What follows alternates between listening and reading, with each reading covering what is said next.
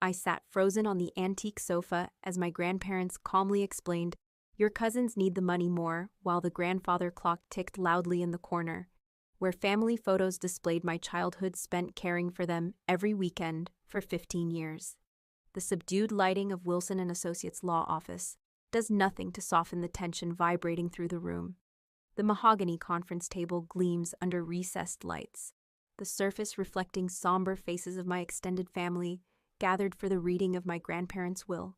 2 weeks since the funeral, the rawness of grief still evident in red-rimmed eyes and hushed conversations, though not all tears appear equally genuine.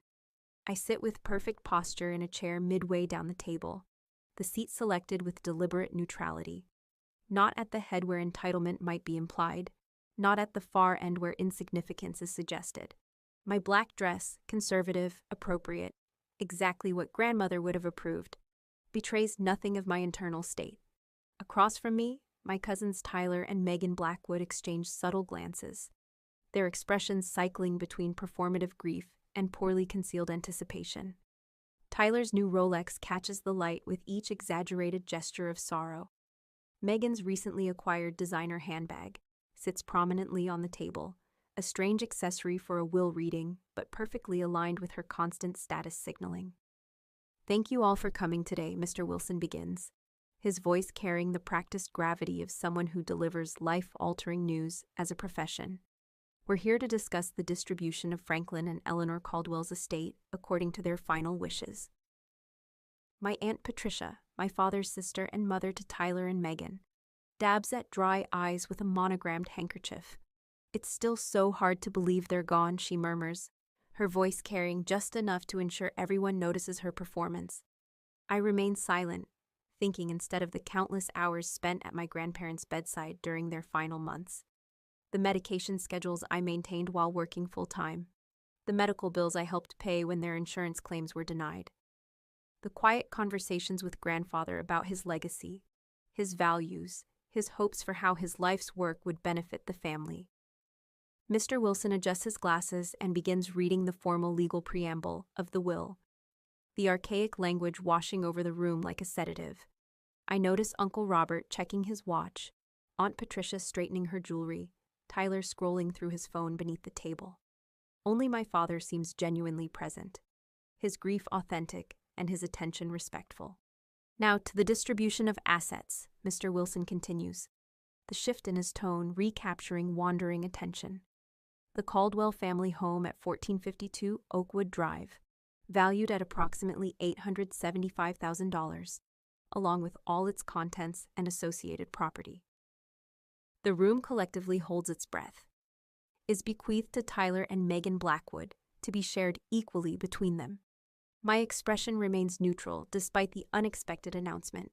The family home had always been understood to pass to all grandchildren equally, with the possibility of buyouts among us. This single-generation transfer to only my cousins represents a significant departure from my grandparents' frequently stated intentions.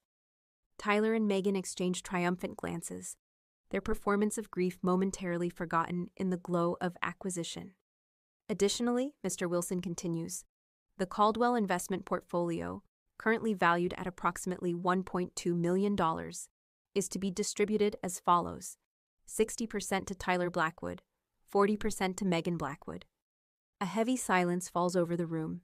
My name remains conspicuously absent from the proceedings. The Caldwell family business, Caldwell Construction, including all assets, contracts, and accounts receivable, is bequeathed in its entirety to Tyler Blackwood. Aunt Patricia clasps her hands in barely contained excitement, her facade of grief evaporating entirely. "Franklin would be so pleased to know the business will continue under family leadership," she declares, despite Tyler's complete lack of interest or experience in construction. My father shifts uncomfortably beside me, his confusion evident in his furrowed brow. "There must be some mistake," he says quietly. "My parents always said they intended to divide things equally among their grandchildren." Mr. Wilson clears his throat. "There is a personal note addressing this matter," he acknowledges, extracting a sealed envelope from the file. "Franklin and Eleanor instructed me to read this after the formal distributions were announced." He unfolds a single sheet of paper, the familiar stationery my grandmother favored for important correspondence. I recognize her letterhead, but not the shaky handwriting beneath it, so different from her usual precise penmanship. To our granddaughter Alexandra, Mr. Wilson reads, "We have given much consideration to the distribution of our assets. While we have always loved you dearly, we believe your cousins Tyler and Megan need these resources more than you do. You have always been independent and resourceful, with a promising career ahead of you. We are confident you will continue to succeed on your own merits. Your cousins require more support to establish themselves in life. Please understand this decision comes from love and our desire to help those family members most in need of assistance. We trust you will respect our wishes." The letter lands like a physical blow, each word precisely targeted to strike at the core of our relationship. The grandparents who raised me after my mother's death, who celebrated every achievement, who emphasized the values of hard work and family loyalty, now posthumously declaring that I need nothing while my perpetually underemployed, chronically irresponsible cousins need support. "So that's that," Tyler says, his tone carrying unmistakable satisfaction. Grandma and Grandpa knew what they were doing. Megan at least has the decency to appear slightly uncomfortable, though her discomfort seems more about the public nature of my exclusion than the exclusion itself. "When was this will executed?" my father asks, his voice tight with controlled emotion. Mr. Wilson consults the document. "The final version was signed approximately 3 months ago." 3 months ago, when grandfather's medication had been increased, when grandmother's lucidity had become increasingly intermittent, when my cousins had suddenly begun visiting after years of minimal contact. "Were there previous versions?" I ask, my voice steady despite the turmoil beneath. Mr. Wilson hesitates, professional ethics visibly warring with personal discomfort. I'm not at liberty to discuss prior drafts in this setting. An interesting non-answer that confirms my suspicion. This wasn't the first will. This wasn't the plan they had described to me repeatedly over the years. "Alexandra has always been practical," Aunt Patricia interjects, her voice dripping with false sympathy. "I'm sure she understands that Tyler and Megan simply need more assistance establishing themselves." I meet her gaze directly, my expression revealing nothing of my thoughts. "Of course, family has always been my priority." Tyler smirks, misinterpreting my response as submission. "We knew you'd understand, cuz. You've always been the reasonable one." Something flickers in my memory, grandfather's confused expression 3 months ago when Tyler had mentioned our arrangement during a rare visit. The way grandmother had looked to me with uncharacteristic uncertainty that same day, asking if I was still executor before Aunt Patricia had quickly changed the subject. "Is there anything else?" I ask Mr. Wilson, my tone measured and professional. He reviews the remaining documents. "Just some smaller personal items specified for various family members. Your grandfather's watch collection to Tyler, the family jewelry to Megan, the art collection to be divided between them." He hesitates. "There is a personal bequest to you, Alexandra, your grandmother's recipe book and her collection of family photographs." Recipes and photos, sentimental items with no financial value, while my cousins receive assets worth millions. The meeting concludes with Mr. Wilson explaining next steps for transferring titles and accounts.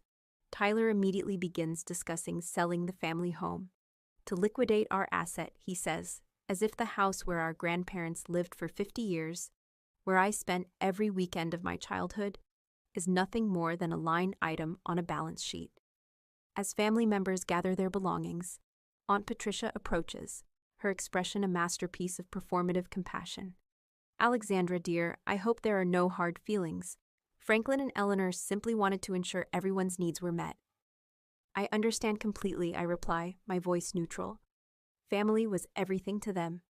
She seems relieved by my apparent acceptance, patting my arm before joining her triumphant children. My father remains beside me, his expression troubled. "This isn't right," he says quietly. "This isn't what they wanted." "I know," I respond, gathering my purse, "but right now isn't the time to discuss it." As we leave the law office, I watch Tyler and Megan already planning celebrations, Aunt Patricia basking in the reflected glory of her children's windfall. They believe the matter is settled, the assets secured, their manipulation complete. They have no idea that I spent 15 years of my professional life specializing in estate litigation. They think their performance has concluded successfully. They don't realize the curtain has barely risen on the real show. The digital clock on my desk reads 2:17 a.m. as I methodically sort through stacks of documents spread across my home office. The soft glow of my desk lamp illuminates years of financial records, medical reports, and correspondence. A paper trail of my relationship with my grandparents that tells a very different story than the one presented in that sterile law office yesterday. Sleep feels irrelevant when compared to the task at hand. This isn't emotional reaction, it's strategic response. While my cousins celebrate their windfall, I'm building a case with the same methodical precision I apply to my professional work. I start with the financial records. Neat folders containing 5 years of receipts, invoices, and bank statements. Each document tells part of a larger story. The in-home health care I arranged and partially funded when grandmother broke her hip 3 years ago.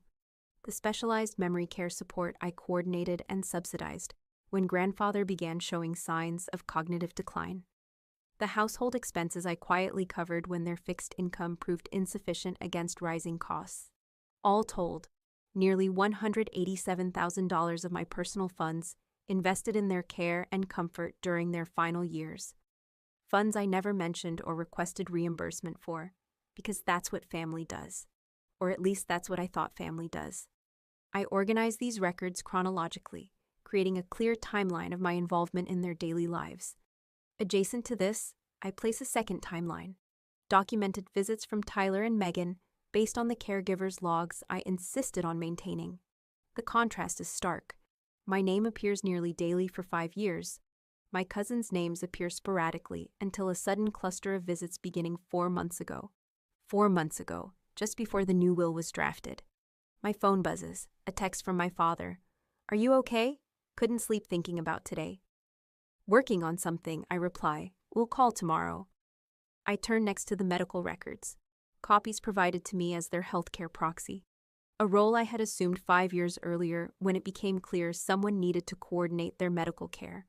The progression of grandfather's vascular dementia is carefully documented, with cognitive assessments showing significant decline over the past year.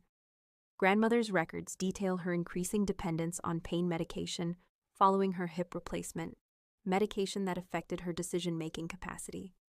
Most telling are the notes from Dr. Mercer, their longtime physician, expressing concerns about new family members making healthcare decisions contrary to established treatment plans. A specific notation from 4 months ago documents his alarm about changes to grandfather's medication schedule, coinciding with increased disorientation. I pull up my email history, finding the concerned message from their primary caregiver, Sophia. Mr. Caldwell seemed very confused after Tyler's visit yesterday. Kept asking if someone was trying to change the papers. Mrs. Caldwell was quite upset too, but wouldn't explain why. I had followed up immediately, of course, but by then Aunt Patricia had arranged for a new caregiver, someone recommended by a close friend, who turned out to be Patricia's bridge partner. Sophia was summarily dismissed despite 5 years of dedicated service. My objections were overruled by Patricia's sudden insistence on taking a more active role in her parents' care. The timing aligns too perfectly to be coincidental. Next, I review the correspondence, birthday cards, holiday notes, the handwritten letters my grandparents sent before their health declined. One envelope from 18 months ago contains a note in grandmother's distinctive handwriting, so different from the shaky script on the letter read yesterday. "We've updated our will, Alexandra. As we've always discussed, the family home and business will be divided among all grandchildren, with you as executor since you understand our wishes best. Tyler and Megan will receive financial assets to balance the value, since you've always loved the house and business most. We trust you to be fair." I place this note in a separate folder labeled Intent Documentation. Most valuable are the recordings, another practice I began when grandfather's memory started failing. With their permission, I had installed a simple recording system for important conversations, originally intended to help grandfather remember discussions about his care or finances. The digital files are securely stored on my encrypted cloud drive, organized by date. I pull up recordings from 5 months ago when they were still lucid more often than not. Grandfather's voice comes through clearly. Alexandra, when the time comes, you'll make sure the business goes to someone who cares about it, right? Not just selling it off for quick cash. My recorded response: I'll honor whatever you decide, grandfather. You know that. His reply: It's already decided. You're the only one who understands what we built. The others just see dollar signs. Another recording, this one from a family dinner 6 months ago that Tyler and Megan actually attended. Grandmother: We've worked our whole lives to build something for all of you to share. Tyler: About that, Grandma. Have you thought more about what we discussed? About how some of us might need more support than others? Grandmother: We've always believed in equality, Tyler. Alexandra has worked just as hard. Aunt Patricia's interruption: Mother, Alexandra has her career. She doesn't need the inheritance like the twins do. They're still establishing themselves. At 34 years old, with nothing to show for it but expensive tastes and a trail of failed ventures funded by periodic loans from various family members. I check my watch, 3:40 a.m. now. Despite the hour, I feel energized rather than exhausted. Each document building a clearer picture of what transpired during those final months. Not just a simple change of heart, but a systematic campaign to manipulate vulnerable elderly people into redirecting their estate. My laptop pings with an incoming email, a response to my discreet inquiry to a former colleague now working at the practice that employs Dr. Mercer. Records show Patricia Blackwood was added as a secondary healthcare proxy 4 months ago. Unusual paperwork filed by someone other than Dr. Mercer. Multiple prescription changes followed. Can talk more securely in person. Another piece falling into place. I open my desk drawer and remove one final item. A small voice recorder grandfather had given me during one of his more lucid days 3 months ago. Keep this safe, he had said, his eyes unusually clear and focused. Patricia doesn't know about it. Listen when the time is right. I had assumed it contained personal messages, memories he wanted to preserve. I hadn't listened yet, the grief still too fresh. But now, understanding the larger context, I press play. Grandfather's voice emerges, weaker than in earlier recordings, but determined. Alexandra, if you're listening to this, something has gone wrong. Patricia and the twins have been pressuring us to change everything. New will, new arrangements. They keep saying you don't need anything, that you're taking advantage of us.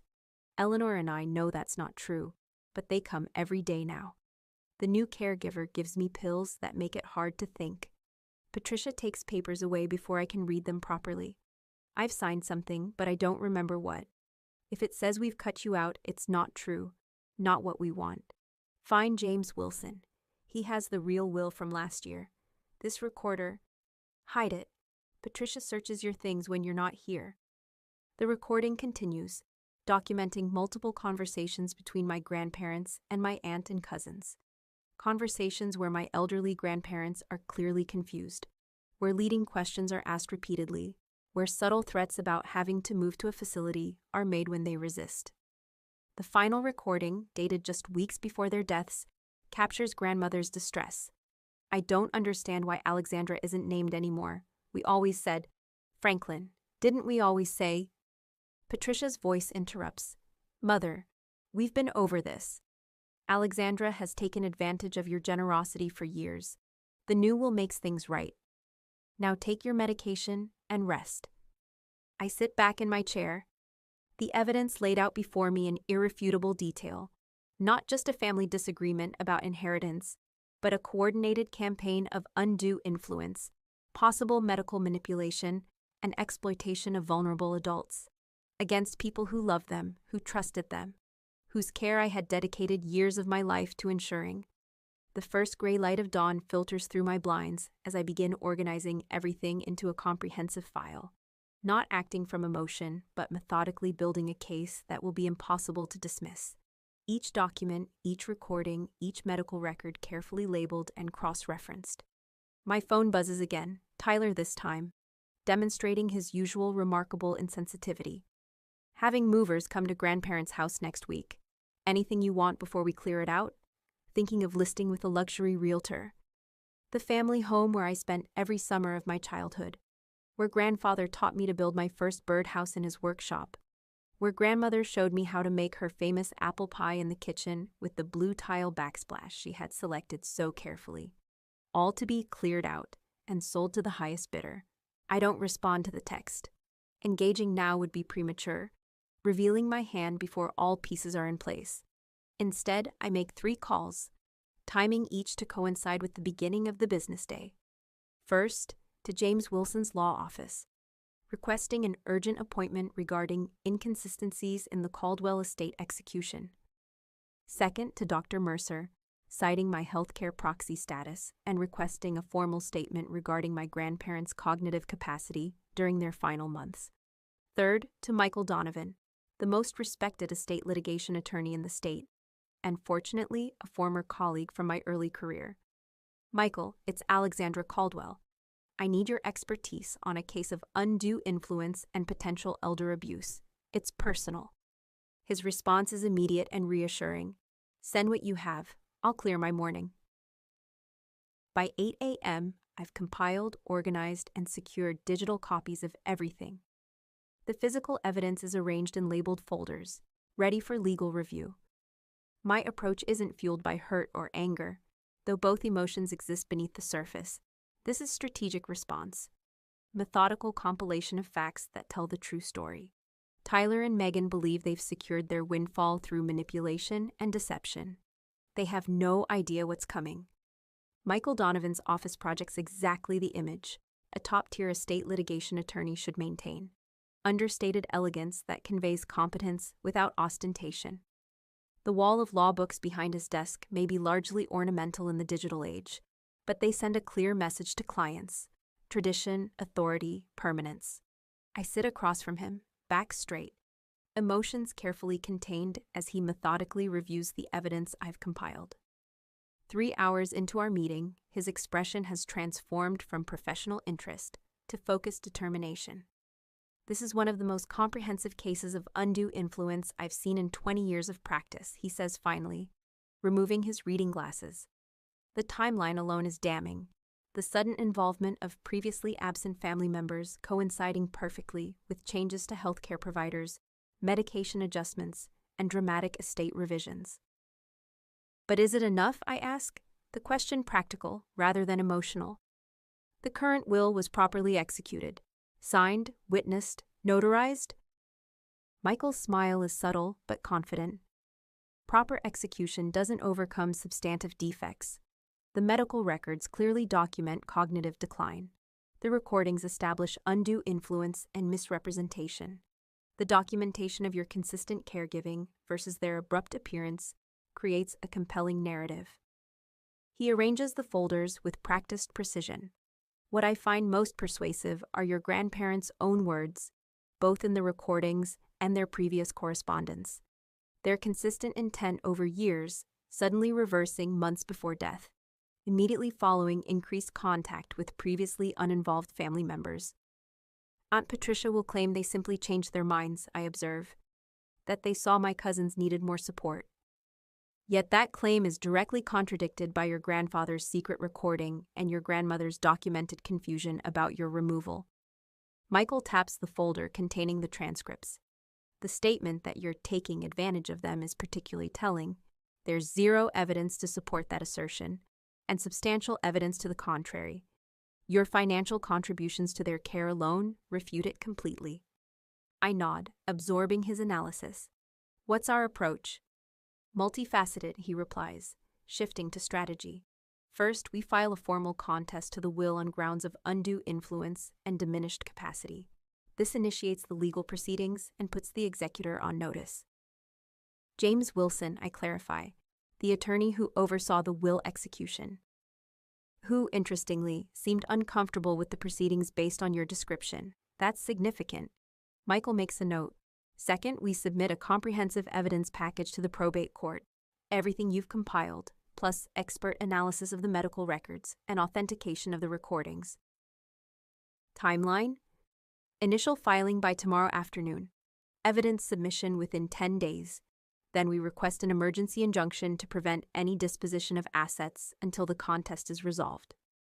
That won't go over well with my cousins, I observe. They're already planning to sell the house. Which is exactly why the injunction is necessary. Michael's expression turns more serious. Alexandra, I need to prepare you. This will get ugly. Family will attempts to rewrite elderly relatives' wishes often do. Patricia, Tyler, and Megan will likely respond with accusations, attempts to damage your reputation, emotional manipulation of other family members. I'm prepared, I assure him, my voice steady. This isn't about money. It's about honoring my grandparents' true wishes and ensuring their legacy isn't perverted by greed. He studies me for a moment. Most clients say that initially, but emotion eventually overtakes principle. You seem different. I've spent my career managing complex situations dispassionately, I explain. Emotional reactions rarely yield optimal outcomes. Good, because strategic thinking is essential here. He opens his laptop. Let's discuss specific tactical approaches and potential countermoves. For the next hour, we map out a comprehensive strategy, not just legal filings, but anticipatory responses to likely challenges. Michael's experience with contested wills provides insight into typical defense tactics, allowing us to prepare counters before they're even deployed. There's one more thing we should discuss, he says, as our meeting concludes. The current executor. James Wilson, I nod, my grandparents' longtime attorney, who, according to your grandfather's recording, has the real will from last year. Michael's expression turns thoughtful. We should approach him directly, outside the formal proceedings. Wouldn't that be inappropriate? Not if framed correctly, a professional courtesy, expressing concern about potential liability he may face for overseeing a will execution, when there were clear indications of cognitive impairment and undue influence. I consider this approach. He seemed uncomfortable during the reading, particularly when my father asked about previous versions. That suggests personal knowledge he's constrained from sharing ethically. Michael makes another note. I'll handle that contact personally. Sometimes attorneys communicate more freely with colleagues when potential professional liability is at stake. As I prepare to leave, Michael asks one final question. How much does your father know about what you've compiled? Nothing specific yet. He knows something was wrong, but not the extent of the evidence. Consider briefing him fully. Family allies can be valuable, and he may have additional insights or evidence we can incorporate. I nod, gathering my purse. I'll call him today. Leaving Michael's office, I feel neither vindicated nor satisfied, merely focused. This is just the beginning of a process that will require sustained strategic effort. My phone buzzes with a text from Megan. Hey cuz, Tyler and I were thinking of having a family dinner Saturday to discuss next steps with the estate. Hope you can come despite everything being so awkward now. The transparent attempt at normalizing their acquisition amuses me, as if a family dinner can smooth over their systematic manipulation of vulnerable, elderly relatives. Saturday works, I reply simply. Intelligence gathering opportunities shouldn't be wasted, and their false confidence will make them careless. On the drive home, I call my father, arranging to meet at his house that evening. The conversation needs to happen in person, with the evidence physically present. His support isn't necessary for legal proceedings, but his testimony about our grandparents' previously stated intentions would strengthen our position. At home, I create a simplified version of my evidence file. Key documents, clearest recordings, most obvious timeline discrepancies. My father isn't a lawyer or business strategist. He needs the emotional impact of the most compelling evidence without being overwhelmed by technical details.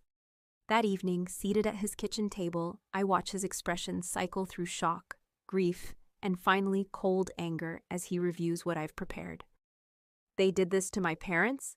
His voice trembles slightly. Patricia orchestrated this?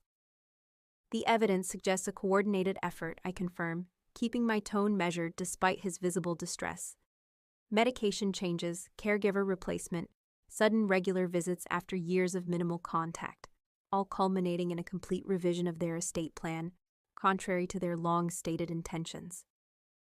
He shakes his head, staring at the transcript of grandfather's secret recording. Dad knew something was wrong. He was trying to tell us. He did tell us, I correct gently. We just found the message a bit later than intended. My father looks up, his expression hardening with resolve I've rarely seen from him. What do you need from me? Your recollections of any conversations with your parents about their estate plans, documentation of their consistent intentions over time, and potentially your willingness to testify about Patricia's sudden involvement in their care after years of minimal interest. She's my sister, he says quietly, the family complexity evident in his tone. She's also someone who potentially took advantage of your parents' diminished capacity for financial gain, I remind him. This isn't about family disagreement. The evidence suggests elder abuse, medical manipulation, and exploitation. He nods slowly, determination replacing hesitation. I have letters, from Mom, over the years. She always talked about how the business should go to you since you were the only one who showed any interest in how it actually worked. And photos from family gatherings, showing who was actually present in their lives. Those would be helpful, I acknowledge, especially from before their health declined. He stands abruptly. I'll get them now. They're in my office. While he searches, I receive an email from Michael.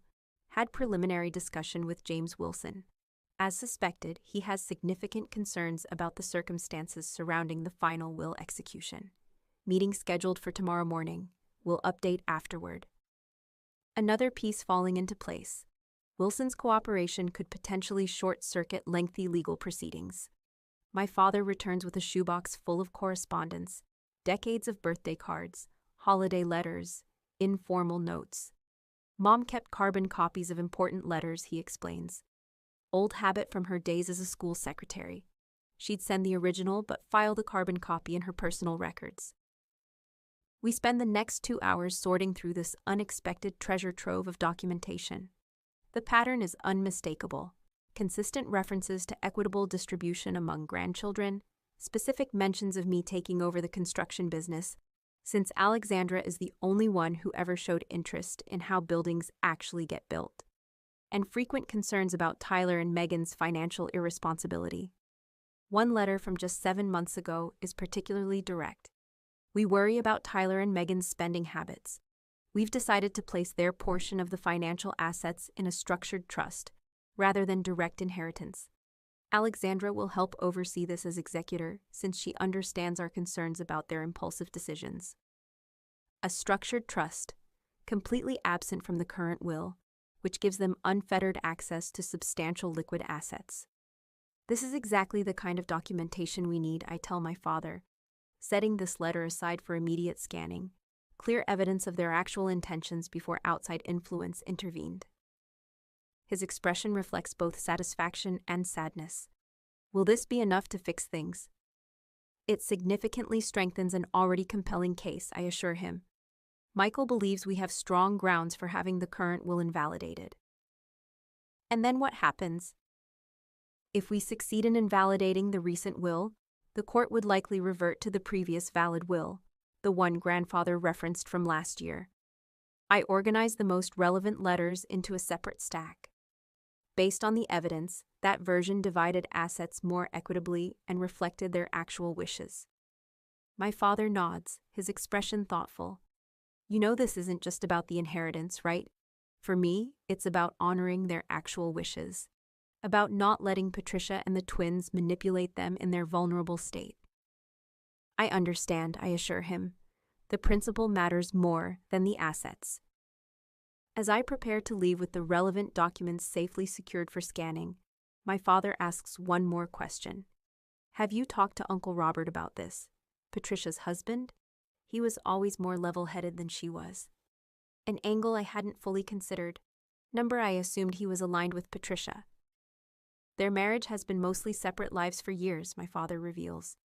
He spends most of his time at their lake house, while she stays in the city. He might not even know the full extent of what happened. Another potential ally, or at minimum, another source of information about what transpired during those critical months. I'll reach out to him, I decide, carefully. On the drive home, I mentally adjust our strategy to incorporate these new elements, the additional documentation from my father, the potential approach to Uncle Robert, the promising development with James Wilson. My phone rings through the car speaker. Tyler, his tone artificially casual. Hey cuz, just wanted to check if you're coming Saturday. Megan's making her famous lasagna. I'll be there, I confirm, matching his casual tone, while revealing nothing of my preparations. Great, and hey, we were thinking of bringing the realtor to look at Grandma and Grandpa's house Sunday. You know, just to get a professional opinion on value. If there's anything sentimental you want, you should probably grab it soon. The calculated cruelty of this suggestion, that I should hurry to collect mementos before they liquidate my grandparents' home, would be infuriating if it weren't so strategically revealing. They have no idea that within 24 hours, a formal contest will be filed, and an emergency injunction will prevent any asset disposition. Thanks for letting me know, I reply neutrally. No problem, family has to stick together, right? Even through awkward situations. After disconnecting, I pull into my driveway, mentally reviewing next steps. Tomorrow, Michael files the initial contest. I prepare for Saturday's family dinner, an intelligence-gathering operation rather than a social event, and we await James Wilson's response to Michael's approach. Tyler and Megan believe they're proceeding with their plans unimpeded. They have no idea that by the time Saturday's lasagna is served, their entire inheritance scheme will be officially challenged, legally frozen, and on its way to public exposure. The formal notice of will contest arrives at precisely 2:15 p.m. on Friday afternoon. Timing strategically selected to disrupt my cousin's weekend plans while giving them just enough time to panic before tomorrow's family dinner. Michael's secretary confirms delivery to all relevant parties, Tyler and Megan at their respective addresses, Aunt Patricia at her Riverside Drive condominium, and James Wilson at his law office. I'm reviewing case precedents in my home office when the first reaction arrives. A furious text from Tyler. What the hell is this legal notice? Are you seriously contesting the will? I don't respond. Emotional engagement at this stage would be counterproductive. 3 minutes later, Megan calls. I let it go to voicemail, then listen to her message. Alexandra, we need to talk about this immediately. This is completely inappropriate and frankly shocking behavior. Call me back right away. The manufactured outrage is precisely what Michael predicted. I forward the messages to him with a brief note, initial reactions arriving, exactly as anticipated. His response is immediate. Excellent. Maintain your silence until tomorrow's gathering. Let them stew. My father calls next, his tone concerned rather than angry. Patricia just called screaming about legal notices. Are you okay? Perfectly fine, I assure him. This was the planned next step. Their reactions are expected. She's threatening to cut me off from the family, he says, with a hint of dark humor, as if she controls that too. Their position is weakening, I observe. Strong reactions indicate they recognize the threat. The emergency injunction is confirmed by late afternoon. No assets from my grandparents' estate can be transferred, sold, or otherwise disposed of until the will contest is resolved. The luxury realtor visit Tyler had planned for Sunday will not be proceeding. At 6:30 p.m., the most significant development arrives via email from Michael. Meeting with James Wilson exceeded expectations. He provided copies of the previous will executed 14 months ago, along with his personal notes, expressing concerns about the circumstances surrounding the final revision. He has formally recused himself as executor due to ethical concerns about the testamentary capacity of the deceased. The court has appointed an independent temporary executor pending resolution. Wilson is prepared to provide sworn testimony about Patricia Blackwood's unusual behavior during the final will preparation. This is even better than anticipated. Not just Wilson's cooperation, but his active support. His recusal as executor creates a significant crack in the foundation of my cousin's inheritance scheme. I forward the update to my father with a simple note, progress. By evening, Aunt Patricia finally contacts me directly, not with a call or text, but through her attorney. The formal letter attempts to sound conciliatory, while containing veiled threats. This unfortunate misunderstanding could have significant repercussions for family harmony, considerable legal costs that will ultimately reduce the estate's value. Hope you'll reconsider this divisive action before irreparable damage occurs. I forward this to Michael as well, who responds, standard intimidation attempt. They're worried? Saturday morning arrives with another development. Uncle Robert calls, his voice carrying genuine confusion rather than anger. Alexandra, what exactly is happening? Patricia is behaving strangely, and I've just received legal documents I don't entirely understand.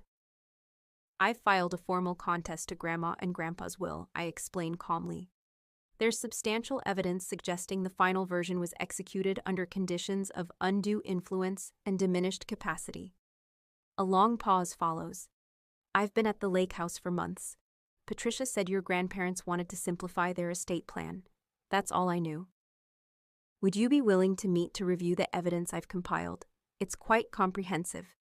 Another pause. Yes. I would like to understand what's happening. This doesn't sound like Franklin and Eleanor. We arranged to meet Sunday. Another piece falling into place. Another potential ally emerging. By afternoon, preparations for the evening's family dinner are complete. I select an outfit that conveys confident professionalism rather than emotional distress. Navy blazer, tailored pants, minimal jewelry. My appearance will convey that I'm addressing a business matter, not a family grievance. Michael's final advice before I leave. Remember, this is an intelligence-gathering operation. Let them talk. Let them threaten. Record everything discreetly. The more they reveal about their actions and motivations, the stronger our case becomes. I arrive at Megan's modern downtown loft precisely on time. The tension is palpable before I even enter. Raised voices audible through the door fall suddenly silent when I knock. Tyler opens the door, his attempt at a normal greeting undermined by the tight anger in his expression. Alexandra, come in. The scene inside confirms our strategy is working. Aunt Patricia pacing by the windows, Megan nervously arranging and rearranging table settings, legal documents spread across the coffee table. Their carefully planned family discussion has already devolved into crisis management. Thank you for the invitation, I say pleasantly, as if unaware of the chaos I've created. Cut the polite act, Tyler snaps. What the hell do you think you're doing? I set my purse down carefully, the recording device inside already active. I'm ensuring our grandparents' true wishes are honored. Nothing more, nothing less. Their wishes were perfectly clear, Aunt Patricia interjects. The will spelled everything out. The will executed when they were medically compromised, after you replaced their longtime caregiver, adjusted their medications, and suddenly began visiting after years of minimal contact. I maintain eye contact, my voice steady. That will... The room falls silent. The first confrontation has begun, and I've seized immediate control of the narrative, exactly as planned. The silence following my calculated statement lasts precisely 4 seconds before Aunt Patricia recovers, her features arranging themselves into practiced indignation. How dare you make such accusations, she hisses, fingers gripping her wine glass so tightly I'm surprised it doesn't shatter. We were caring for my parents while you were busy with your career. Interesting perspective, I reply, removing my phone and setting it on the table. My calendar shows I visited them 312 times over the last 2 years. The caregiver logs show you visited 17 times. Until 4 months ago, when your attendance suddenly increased to 3 times weekly. Tyler steps forward, attempting to use his height as intimidation. What exactly are you implying? I'm not implying anything. I'm stating facts. I maintain perfect composure, pulse steady despite the hostility surrounding me. Fact. Grandfather's medication changed after you began regular visits. Fact. Their longtime caregiver was replaced with someone connected to Aunt Patricia. Fact. Their cognitive capacity was already significantly diminished when the new will was executed. Megan's facade cracks first. You don't understand, she says, her voice trembling slightly. They wanted to help us. They saw we needed support to establish yourselves, I finish for her. At 34 years old, after multiple failed ventures funded by family loans, that wasn't their consistent position for the previous decade. People change their minds, Tyler insists, though uncertainty has crept into his tone. They do, I agree, though it's peculiar when that change directly contradicts years of stated intentions, coincides with cognitive decline, and follows a campaign of isolation from previous caregivers. Aunt Patricia attempts to regain control of the narrative. This is absurd. My parents made their decisions independently. The will is legally binding. James Wilson no longer believes so, I inform them. Watching their expressions carefully, he's recused himself as executor due to concerns about testamentary capacity, and has provided copies of the previous will to the court. The impact is immediate and visible. Tyler's face drains of color, Megan sinks onto the sofa, and Patricia's composure falters completely. Wilson had no right, she stammers. That's a breach of professional ethics, I suggest. Actually, attorneys have an ethical obligation when they believe documents were executed without proper capacity or under undue influence. Tyler recovers enough to attempt intimidation again. This will destroy the family. Is that what you want? The family was compromised the moment our grandparents were manipulated during their final months. I meet his gaze directly. I'm simply ensuring their actual wishes are honored. Patricia changes tactics, her voice softening with artificial concern. Alexandra, dear, I understand you're hurt. Being excluded is painful, but creating these conspiracy theories won't bring them back. Conspiracy theories, I repeat thoughtfully. Would you use the same term for grandfather's own recorded statement explaining how his medication was being adjusted to make signing papers easier? Or grandmother's documented confusion about why I had been removed from the will? The reference to recordings visibly startles them. Patricia's wine glass finally does slip from her fingers, splashing red across the cream carpet. You recorded them, Megan asks, horrified. That's invasive. With their full knowledge and consent, I clarify, a practice we began when grandfather's memory started failing, to help him remember important conversations. Tyler and Patricia exchange a panicked glance that confirms another suspicion. They had no idea such recordings existed. Those won't be admissible, Tyler argues, his law school dropout status suddenly evident. You need consent from all parties. In this state, only one party consent is required, I correct him. And as their medical proxy and primary caregiver, I had full authorization to maintain records of their care and conversations. The doorbell interrupts the increasingly tense exchange. Megan opens it to find my father standing there, a development none of them expected. Dad? Patricia's voice rises in confusion. What are you doing here? Supporting my daughter, he replies simply, moving to stand beside me, and honoring my parents' actual wishes. The family divide is now physically manifest. Patricia, Tyler, and Megan on one side. My father and I on the other. The balance of power has shifted palpably. You've turned him against me, Patricia accuses, finding a convenient target for her anger. He's reviewed the evidence independently, I reply, including grandmother's letters to him discussing their estate plans quite different from the final will. My father nods. Mom and Dad were consistent for years about their intentions. This sudden change doesn't reflect what they wanted. Tyler attempts a different approach, his tone suddenly conciliatory. Look, maybe we can work something out between us. Without lawyers. Come on, we're family. Family who conspired to manipulate elderly relatives for financial gain, I observe. But yes, a resolution is possible. Return to the previous will's provisions, the one executed when they still had clear testamentary capacity. And what exactly did that will say? Megan asked cautiously. Equal division of financial assets. The business to Alexandra with appropriate offsets. The house to be shared or sold with proceeds divided equally. Structured trusts for both of you rather than lump sums. My father's detailed knowledge clearly surprises them. Patricia's expression hardens. Unacceptable. The current will stands. Then so does the legal contest, I reply calmly, along with the evidence being submitted to the probate court next week. Evidence that includes what exactly? Tyler demands, attempting to gauge the strength of our position. Medical records, caregiver logs, recordings, correspondence, financial contributions, visitation documentation.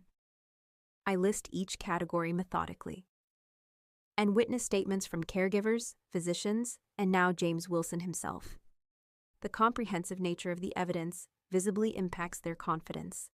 The family dinner they planned as a means to manage my exclusion has transformed into a demonstration of how thoroughly outmaneuvered they are. This isn't over, Patricia warns, her voice low with barely controlled fury. You're right, I acknowledge. The court will make the final determination, unless, of course, you reconsider your position. As my father and I leave, the divide we've created remains evident, not just in the battle lines drawn over inheritance, but in the fundamental values exposed. Those who would exploit vulnerable elders versus those determined to protect their true wishes. The lasagna remains unserved on the counter, forgotten in the confrontation. Exactly as I expected. The conference room at Donovan Legal Associates feels like neutral territory despite being Michael's domain. Deliberately selected for the mediation meeting as a power play. My cousins and aunt enter with their attorney, Raymond Prescott, a man whose reputation for aggressive tactics is at odds with his carefully cultivated grandfatherly appearance. I sit beside Michael, my father on my other side, with Uncle Robert completing our side of the table. His presence is perhaps the most significant development since our Sunday meeting, where reviewing the evidence had transformed his confusion into cold anger directed at his wife's manipulations. Let's begin, Michael suggests once everyone is seated. We're here to discuss resolution of the contested will for Franklin and Eleanor Caldwell. Prescott leans forward, his voice carrying practiced reasonableness. My clients maintain that the final will accurately represents the deceased's wishes. This contest is causing unnecessary distress and depleting estate resources. Interesting framing, Michael replies, especially given the evidence of diminished capacity and undue influence we've compiled. He slides copies of our evidence summary across the table, a strategic selection of the most compelling documentation rather than the comprehensive file, enough to demonstrate our position's strength without revealing every detail of our case. We've reviewed Ms. Caldwell's claims, Prescott dismisses. Speculation and emotional response to a disappointing inheritance. Michael's smile carries subtle warning. Then you should review more carefully. The medical records alone establish significant cognitive decline, combined with the documented medication changes, caregiver replacement, and sudden involvement of previously absent family members. The pattern of undue influence is difficult to dismiss. Tyler shifts uncomfortably as Prescott skims the summary, his expression revealing concern despite his professional demeanor. Most compelling, Michael continues, are Franklin Caldwell's own recorded statements, describing confusion about documents he was signing, and expressing concern about medication, making it hard to think clearly. Would you like to hear those recordings now? Prescott confers quietly with Patricia, whose composure has noticeably deteriorated since entering the room. This remains contestable evidence, Prescott argues, though with less certainty. Single-party recordings. Made with full consent as part of an established caregiving protocol, Michael counters smoothly. With witnesses to that consent, including healthcare providers. I observe the subtle shifts in body language across the table. Tyler's growing tension, Megan's increasing distress, Patricia's barely contained anger. Their position is weakening with each revelation, exactly as planned. Additionally, Michael continues, we have James Wilson's sworn statement regarding his concerns about testamentary capacity during the final will execution, along with his retention of the previous will, executed when both Franklin and Eleanor Caldwell were demonstrably of sound mind. Prescott attempts another approach. Even if there were concerns about the circumstances, the expressed intention to provide more support to Tyler and Megan was clear. Was it? Michael queries, opening another folder. These letters from Eleanor Caldwell to her son span the 5 years preceding her death. They consistently describe an equal division among grandchildren, with structured trusts specifically designed to prevent Tyler and Megan from making the same financial mistakes repeatedly. That intention directly contradicts the final will's unlimited distribution. Uncle Robert speaks for the first time, his voice tight with controlled emotion. Patricia claimed her parents wanted to simplify their estate plan. She never mentioned eliminating Alexandra entirely or removing the trust protections for our children. Patricia's composure finally breaks. They needed help establishing themselves. Alexandra has her career, her financial stability, which I built while simultaneously caring for your parents, I interject, my voice calm despite the accusation. Spending my own money to ensure their comfort and proper care while you visited perhaps 3 times a year. Michael slides another document forward, a financial summary of my contributions to my grandparents' care over 5 years. The total exceeds $187,000. Alexandra's financial support, Michael notes, stands in stark contrast to the narrative that she didn't need inheritance because of her career success. That success was partially sacrificed to provide care that others in the family declined to offer. Megan begins crying softly, the first crack in their united front. We didn't know about the money, she admits, ignoring her brother's warning glance. Aunt Patricia said Alexandra was being compensated from Grandma and Grandpa's accounts. Another misrepresentation, Michael observes, easily disproven by financial records. Prescott, recognizing his client's position deteriorating, attempts damage control. Perhaps we could discuss a potential compromise solution. We've been completely transparent about our position, Michael responds. Return to the provisions of the will executed 14 months ago, when both Franklin and Eleanor Caldwell were of sound mind and free from undue influence. And those provisions? Prescott inquires cautiously. Michael details the previous will's terms: equal division of financial assets, the business transferred to me with appropriate compensation to my cousins, the family home either shared or sold with proceeds divided equally, and structured trusts for Tyler and Megan, rather than unrestricted distributions. The previous will also named Alexandra as executor, Michael adds, a position she is willing to reassume to ensure all beneficiaries are treated according to Franklin and Eleanor's actual wishes. Tyler finally speaks directly to me, desperation evident in his tone. You'd still control everything. The business, the executor position. The business I've actually worked in and understand, I remind him. The executor role I'm qualified for through direct knowledge of their intentions. And unlike the current will, you and Megan still receive substantial inheritance, just with the protections they always intended. Prescott requests a private conference with his clients. As they exit to a separate room, Michael leans closer. They're considering settlement. Prescott recognizes the weakness of their position. The structured trusts will be their primary objection, I predict. They want unrestricted access to liquid assets, which is precisely what your grandparents sought to prevent, my father observes. When they return 20 minutes later, their demeanor has visibly shifted. Patricia resigned, Tyler sullen, Megan still tearful. The power dynamic has transformed completely from our first confrontation. My clients are willing to accept the previous will's provisions with 2 modifications, Prescott announces. First, an independent executor rather than Alexandra. Second, accelerated distribution schedules for the trusts. Michael glances at me, silently seeking my position. I'll accept an independent executor, I respond after brief consideration. The trust distribution schedules remain as originally structured, quarterly payments rather than lump sum access. Patricia begins to object, but Prescott quiets her with a gesture. He recognizes the strength of our position and the wisdom of accepting the compromise. Those terms are acceptable, he confirms. We'll prepare the formal settlement agreement. As the meeting concludes, the atmosphere carries neither victory nor defeat, but the heavy weight of revealed truths. Family relationships permanently altered, manipulations exposed, trust irrevocably damaged. Tyler and Megan exit without making eye contact. Patricia pauses at the door, her expression a complex mixture of anger and grudging respect. You've won, she acknowledges stiffly. I hope it was worth destroying the family. The family was compromised when our grandparents were manipulated, I reply calmly. I've simply ensured their true wishes will be honored. As they leave, Michael confirms what we both already know. This is the right outcome. The settlement is substantially what your grandparents intended, without the cost and stress of prolonged litigation.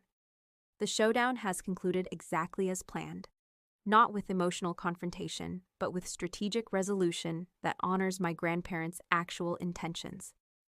Justice through methodical execution rather than emotional reaction. Exactly as they deserved. The conference room at Wilson & Associates feels different today. No longer the site of betrayal, but of resolution. Sunlight streams through tall windows, illuminating the polished mahogany table where the final settlement documents await signatures. 3 weeks have passed since the mediation, each day bringing another small victory as our agreement transformed into binding legal reality. I arrive precisely 15 minutes early, dressed in a charcoal gray suit that projects quiet authority rather than celebration. This isn't about triumph, it's about restoration. James Wilson greets me with subtle respect. Our relationship transformed since that first reading. Everything is prepared exactly as agreed, he confirms, arranging the documents with methodical precision. The independent executor has reviewed and approved all terms. The executor, Justice Margaret Chen, retired from the state Supreme Court, had been a strategic selection. Her reputation for fairness and attention to detail made her impossible for Tyler and Megan to challenge. "Thank you," I reply simply, taking my designated seat. My father arrives next, followed by Michael. We exchange quiet greetings as the atmosphere gradually fills with anticipation. The door opens again, admitting Tyler, Megan, and Aunt Patricia, accompanied by their attorney. Their expressions range from resigned acceptance to barely suppressed resentment. No one speaks beyond necessary pleasantries. Justice Chen calls the meeting to order, her commanding presence bringing immediate focus. "We're here to formalize the settlement agreement contesting the will of Franklin and Eleanor Caldwell," she begins. "All parties have reviewed the documents and agreed to the terms. Is that correct?" Affirmations circle the table. "Then I'll summarize the key provisions before signatures," she continues. "Financial assets to be divided equally among the 3 grandchildren. Caldwell Construction to transfer to Alexandra Caldwell, with appropriate financial offsets to Tyler and Megan Blackwood.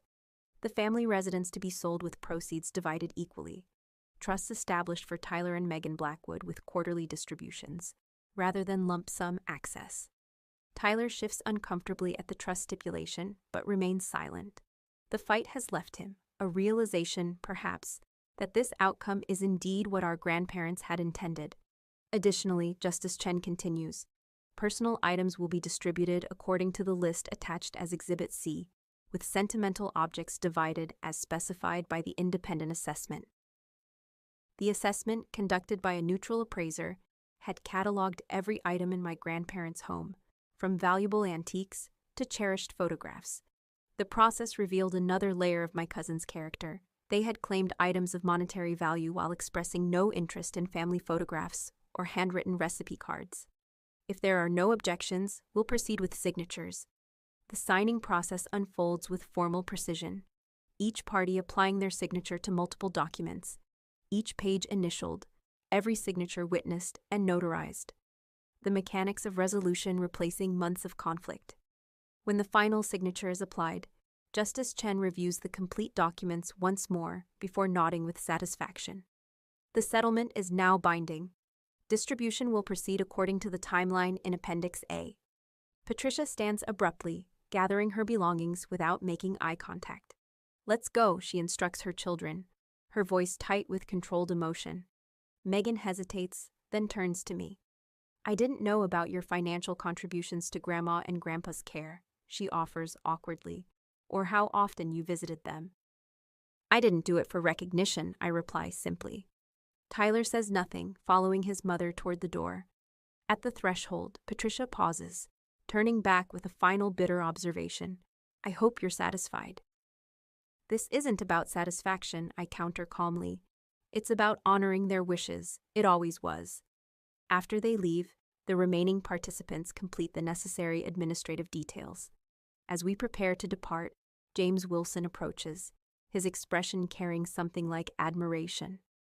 "Your grandparents would be proud," he says quietly, "not just of the outcome, but of how you achieved it, with integrity and determination rather than malice."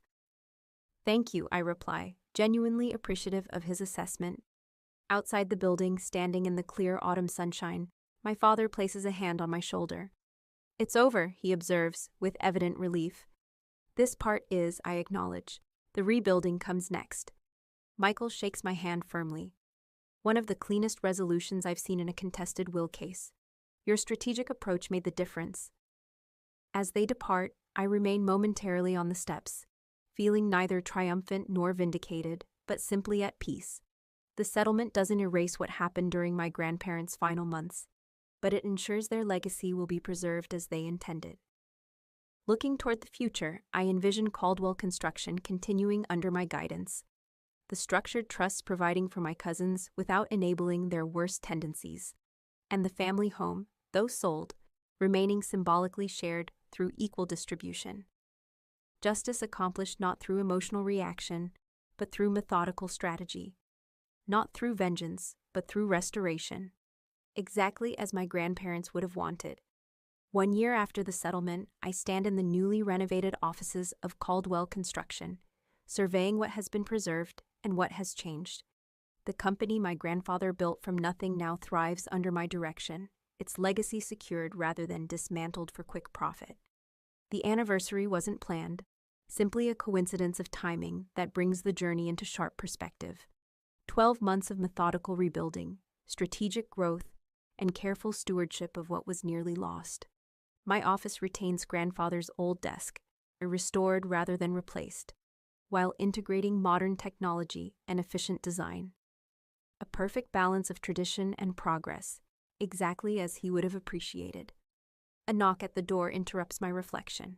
My project manager enters with updated blueprints for the Riverside development, our largest contract since I assumed leadership. The revisions are complete, she explains. We've incorporated the sustainable elements while maintaining the projected budget. Excellent, I respond, examining the detailed plans. This is exactly what grandfather would have wanted. Innovation without sacrificing quality. After she leaves, I open my calendar to review the quarterly trust distribution schedule. Tomorrow, Tyler and Megan will receive their latest payments. Structured support that provides stability without enabling impulsive decisions. The arrangement has produced unexpected results. Tyler, faced with limited access to capital, has finally discovered sustainable employment with an architecture firm. His natural charm, channeled into client relationships rather than manipulation, has apparently made him a valuable team member. According to my father, he's even taking night classes to complete the degree he abandoned years ago. Megan has undergone a more dramatic transformation, the structured financial support giving her freedom to pursue meaningful work rather than chase status. She now teaches art at an elementary school, her creative talents finally finding productive expression. Our relationship remains distant, but has evolved from hostility to cautious respect. We exchange brief, cordial messages regarding trust matters, but maintain separate lives, a boundary that serves everyone's best interests. Aunt Patricia remains the exception, her bitterness apparently undiminished. She and Uncle Robert have separated, another casualty of the revelations about her manipulation of her parents. He lives permanently at the lake house now, occasionally joining my father and me for dinner, slowly rebuilding family connections that had withered under Patricia's influence. My phone lights up with a calendar reminder. The Memorial Garden dedication at Westfield Senior Center is scheduled for this afternoon. One of the most meaningful projects I've undertaken with my portion of the inheritance. 2 hours later, I stand beside the garden's central fountain, watching as residents of the senior center explore the newly completed space. Wheelchair-accessible pathways wind between carefully selected plantings, benches positioned to catch morning sunlight, a gazebo offering shelter for conversation or quiet reflection. The bronze plaque reads simply, "The Franklin and Eleanor Caldwell Memorial Garden, a place of peace, connection, and dignity for all who gather here." This, more than the legal victory, more than the business success, embodies what my grandparents truly valued, creating spaces where people are treated with respect, where community flourishes, where beauty enhances daily life. As the ceremony concludes, an elderly resident approaches, her walker moving steadily along the smooth pathway. "You're Franklin and Eleanor's granddaughter, aren't you? I can see them in your face." "Yes," I confirm, touched by her observation. "They would have loved this," she assures me, gesturing toward the garden. "Eleanor always said gardens were the perfect gift. Beauty that grows and changes, that invites people to participate rather than just observe." Her words capture precisely what I've sought to achieve, not just preserving my grandparents' material legacy, but extending their values into new expressions. That evening, reviewing final documentation for the trust distributions, I paused to examine a photograph on my desk, my grandparents on their 50th anniversary, their expressions reflecting the deep connection that sustained them through decades.